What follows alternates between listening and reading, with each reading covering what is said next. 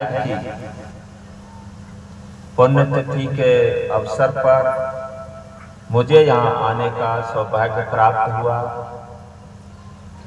और सूचना मेरे को कल ही मिली थी और मेरा कार्यक्रम दूसरी जगह का था। मैंने वो कैंसिल किया और यहाँ आने की मेरी इच्छा हुई।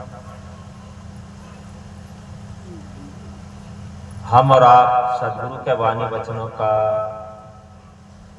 आनंद ले रहे हैं, लेते भी रहेंगे। मुझे यहाँ आकर सदगुरु कबीर साहब और धर्मदास साहब के वाणी वचनों पर प्रकाश डालने का अवसर प्राप्त हुआ है। उसके लिए मैं हमारे पूजनीय महंत साहब शिशुपाल साहब से मैं लगभग 1.5 महीना पहले मिला था और तब से आज दूसरी बार हमारा दरस परस हुआ है।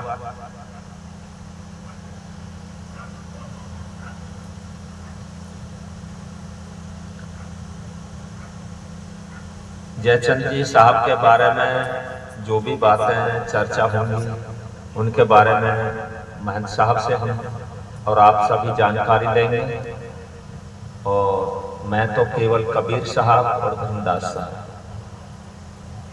के ऊपर ही वाणी वचन रखूंगा। हमारे सत्संग का कबीर पंथ में जो धर्मदास साहब, धर्मदास गद्दी में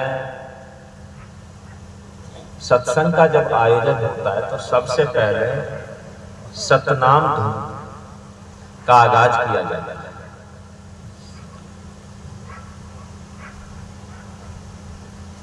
तो सतनाम धुन के जो भी शब्द होते हैं उनमें से कोई भी सतनाम धुन का शब्द करते, जैसे सतनाम सतनाम सतनाम बोल, जय करुणा में सतनाम बोल, तो ये सतनाम धुन है। गर्भवास में भक्ति कबूले, बाहर आ तुम उसको भूले, पूरा करो तुम अपना कोड, सतनाम सतनाम सतनाम। तो इसमें जो 3 बार का जो आता है तो एक बार भी हो सकता था। हमारे भूत, भविष्य और वर्तमान ये 3 काल हैं। तो तीनों काल में हमारा